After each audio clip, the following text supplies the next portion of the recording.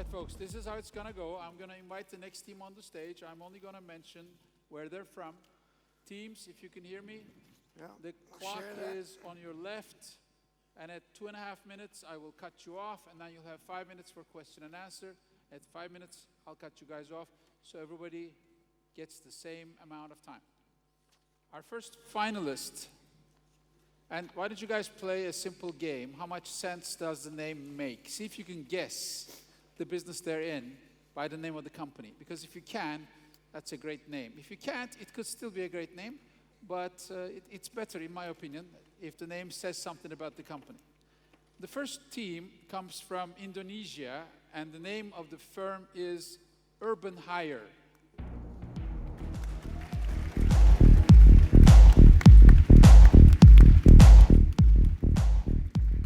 What's your name, sir?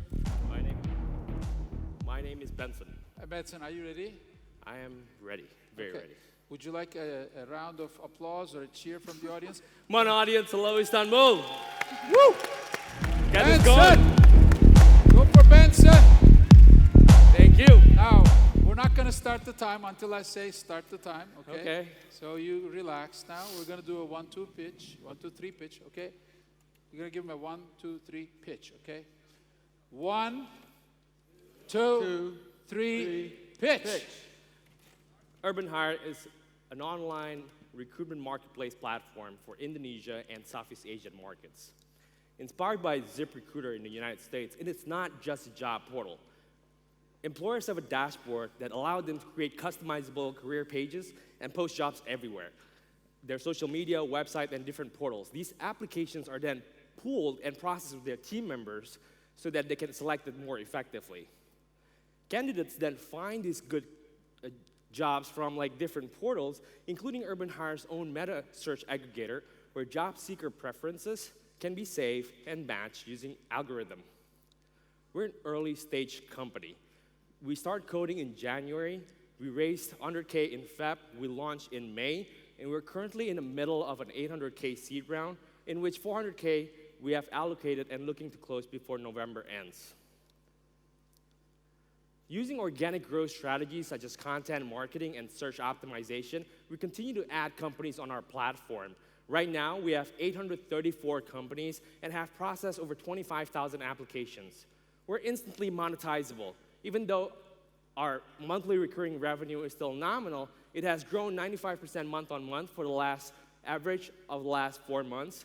And given the traction and conversion rates that we're hitting and the activation of our premium marketplace, we're hopeful to hit 6-digit MRR in 15 to 18 months before our Series A. We have built a robust and scalable platform integrated with the best in class, such as Indeed, LinkedIn, and Glassdoor, making us the only one in market with this kind of extensive integration and flexibility. Our meta search aggregator are showing good numbers too, with organic growth of about 180,000 people monthly on the site, leading to over 2 million page views and 15,000 profiles. But the real joy comes from this, our user success.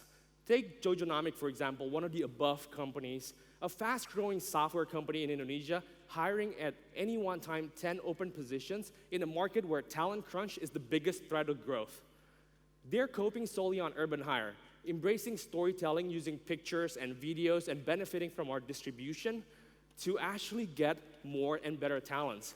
Changing this mindset and also having modern tools like Urbanhire have made all the difference. My name is Benson. I'm from the beautiful country of Indonesia, and I look forward to speaking with you after this presentation. Thank you. Voila. Perfect timing, sir. Benson, I would like you to go over there so you can see the jury and the audience so they don't have to look at your back. Okay, jury. So are you seeking to raise funding right now? 5 minutes, please. Yes, I'm in the middle of an 800K seed round. How much are you looking to raise? I'm raising 800. I've secured 400. Okay. And how long of a runway would that get you? We can last 24 months with that. Yeah. Could you tell a little bit about your monetization strategy? I think I missed that. How you make money, actually, from your clients? Cool. Subscription and premium advertising. That is the basic core value proposition. The premium marketplace will have It's like Smart Recruiter in the US, where you can order premium services such as premium placements and premium advertising and premium like video interview service from the platform. Are you only focused on Indonesia, or are you looking to expand into other ASEAN countries? What's your competitive edge as you're trying to break into these markets? We're currently in Indonesia with the plan to be Southeast Asia. Competitive advantage, 90% is still job portal 1.0. It takes education to convert them better, and we're seeing reaction, adaptation in our marketplace. And when this happens, we hope we'll be the main name that will have to take that monopolistic position in the marketplace. So this is basically a Trojan horse into becoming. Sorry? This is basically your Trojan horse into becoming the #1 job board. Well, with critical mass, this will be the ultimate source of really good quality jobs directly from the source. Companies that actually have deliberate effort to have maintaining a long-term view on recruitment. So that's the idea, yeah. But the job seekers are coming to you, right? Yeah, we have They're coming to your meta-search site. They can come from everywhere, right? Because right now we're available on 20 different, the jobs are pushed directly to 20 different portals. We have a site that aggregates everything. But it's not exactly a Trojan horse because the market is actually modularizing. So everybody will have a more niche, like Stack Overflow will have your developers. Some site will have entry-level jobs. Some site will have intern jobs. And that's just how it's going to be more distributed. But for us, we're going to take a central position where the jobs coming straight away from the source is actually linked up with the meta-search aggregator, hopefully doing a transactional marketplace bridge. Well, this is the trend that we're looking at with critical mass. What sort of exit would you anticipate for the company? Like, would you list on a stock exchange, or would you be acquired by another business? There are companies in Japan and Australia. There are big acquirers in this space. That is one of the redundancy plan. We have also seen companies that went public in the region in this space then become acquired public as well with some of these big players.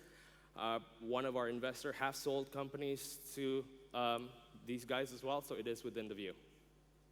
How is the competitive landscape in Indonesia? Because you say it's like a 100 million market, so there's not a lot of space for other players. That is the standing market size for recruitment process outsourcing. I believe it's understated. It's growing at least 30% year on year. Look, the region is undergoing significant talent crunch. Like McKinsey was already saying, in 2020, there'll be like 17 million skilled talent gap within that. So everybody will be more pressure to actually spend more towards recruitment efficiency and software-driven processes, right? So again, we see that there's a big pie coming up more, but we're not exactly creating a new pie in a way that for decades, people are already spending on online advertising on job portal 1.0. This is something that we see in the States. This is also something that we see models like us disrupting US markets as well. The biggest earlier concern that we had was it too early?